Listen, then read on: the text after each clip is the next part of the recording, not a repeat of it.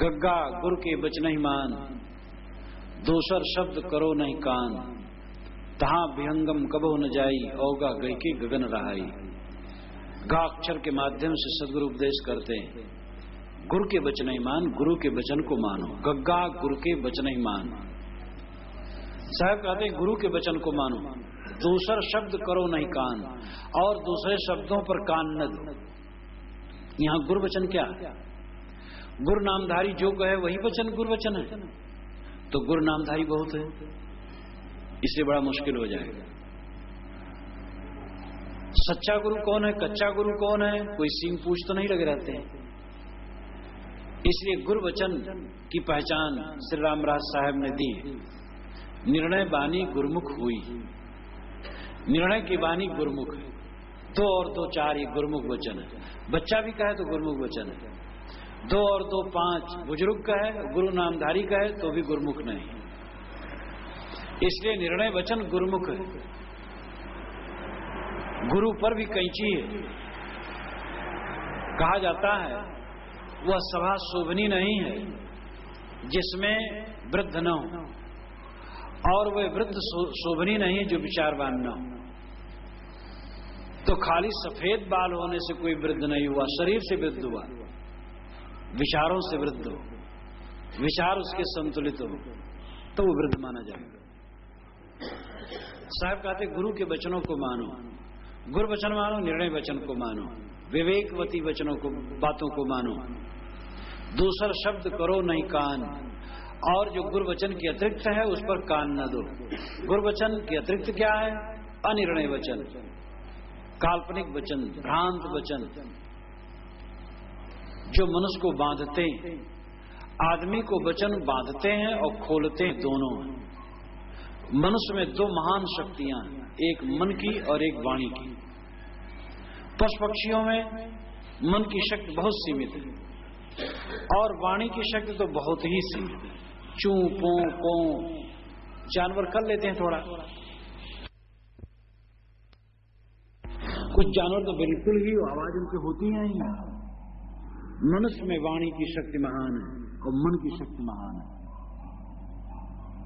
और इसीलिए वो उसमें बदता भी खूब है, और उसका सदुपयोग करे तो महान हो जाता है। इसलिए मन और वाणी, इन दोनों शक्तियों का उपयोग मनुष्य को अच्छी तरह करना चाहिए, ठीक ढंग से करना चाहिए।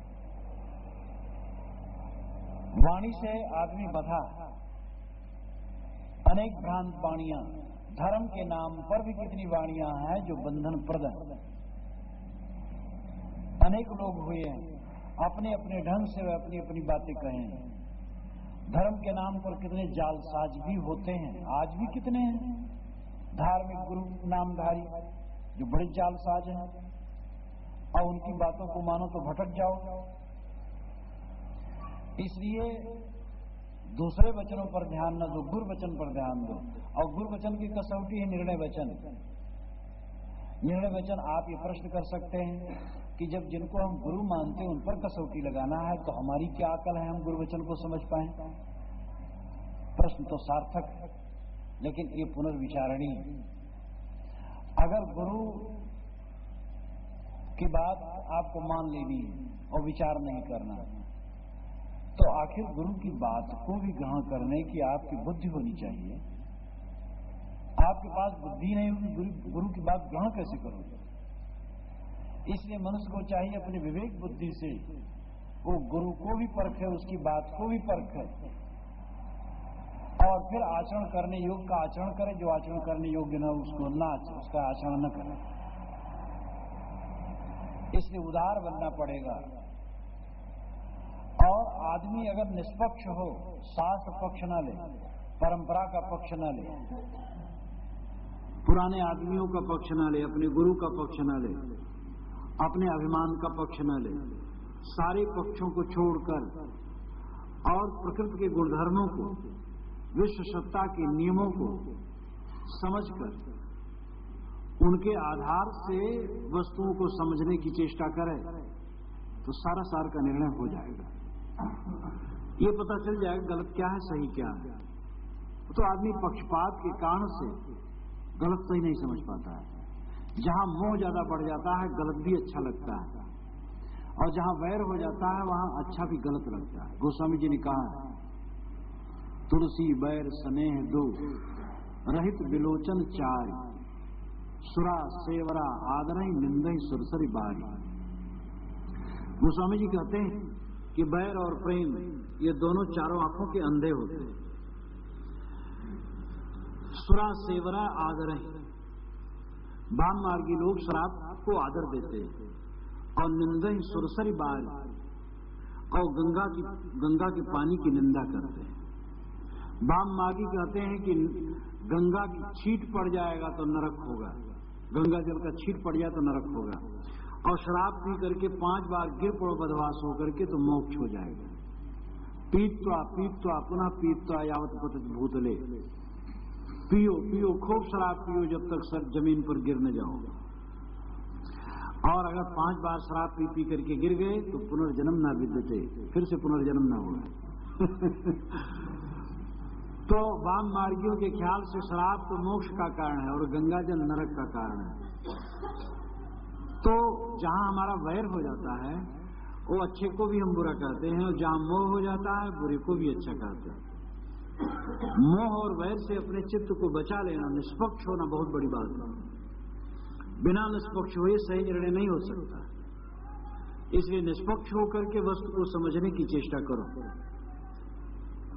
तो गग्गा गुर के बचन ही मान, दूसर शब्द करो नहीं कान, दूसरे शब्दों पर कान न दो, निर्णय वचनों को सुनो। गग्गा गुर के बचन ही मान, दूसर शब्द करो नहीं कान, तहां विहंगम कबहु न जाई। गुर वचन के अनुसार चलोगे, निर्णय वचन के अनुसार चलोगे, और उस स्वरूप स्थित में पहुंचोगे जो तुम्हारा अभीष्ट है, स्वरूप स्थित आत्म स्थित, तहां विहंगम कबहु न जाई, वहां विहंगम कभी पहुंच नहीं सकता है। विहंगम कहते हैं पक्षी को, मन पक्षी, चित्त पक्षी, वहां क्षोभ नहीं उत्पन्न कर पाएगा। अवगह कह के गगन रहावे, अवगह कह के वह स्थिति ऐसी आती है कि अवगह को गह करके गगन में रहता है, जैसे का में मैंने कहा था वही विषय यहां भी। अवगह को गहना, स्वरूप स्थित की दशा को प्राप्त करना। हम दुनिया भर को देखते हैं, अपनी आंखों को नहीं देखते। बड़े बड़े पर्वतों को देखते हैं, बादल को देखते हैं, बड़े बड़े पर्वतों और बादलों को देखते हैं, अपनी आंखों को नहीं देख पाते। आंख में लगे हुए कज्जल को नहीं देख पाते, आंख के आसपास के लगे हुए बाल को नहीं देख पाते, और दुनिया को देख लेते हैं। और जो सबको देखता है उसको तो कोई नहीं देख पाता है। ये जीव ही तो सबको देखता है, ये आत्मा ही तो सबको देखती है। लेकिन लोग कहते हैं महाराज क्या प्रमाण है जीव है, क्या प्रमाण है आत्मा है, लेकिन कौन कह रहा है? यदि कहो जीव कैसा कहाँ है, नहीं देख पड़ता, स्वयं कह रहा है। निर्मल साहब ने कहा है अगर कहो जीव कैसा हो कहाँ है, तो कहते नहीं देख पड़ता, वो स्वयं कह रहा है कि कौन कहाँ है। कौन कहाँ कहने वाला कौन है? जीव ही है। याज्ञवल्क्य ने भी जब एक ऋषि ललकारा था याज्ञवल्क्य को कि बताओ, जनक की सभा में जब जनक ने 1000 गायें और सिंह पर सोने के पत्र मढ़ा करके सभा में उन्होंने उपस्थित किया और कहा कि जो ब्रह्म ज्ञान दे ये गाय ले जाए, तो याज्ञवल्क्य ने अपने शिष्यों से कहा कि गाय हाँको, तो उनके शिष्य गाय हाँकने लगे। तो ऋषियों ने कहा कि आप बहुत बड़े ब्रह्मज्ञानी हैं। उन्होंने कहा मैं ब्रह्मज्ञानी नहीं हूं, मुझे गायों की जरूरत है। तो एक एक ऋषि प्रश्न करने के लिए उठ खड़े हुए। तो एक ने कहा बताओ ना आत्मा कहाँ है, कैसे है?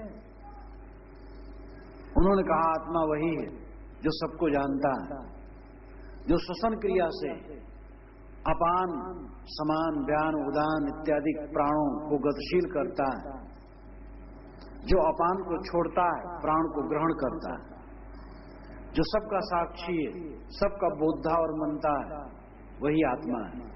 उस ऋषि ने कहा, याज्ञवल्क्य ऐसी बातें मत करो। मैं कहता हूं घोड़ा दिखाओ ना, तुम कहते हो घोड़े के 4 पैर होते हैं, बड़ा तेज होता है, उस पर आदमी बैठता है और वो घोड़ा चलता है।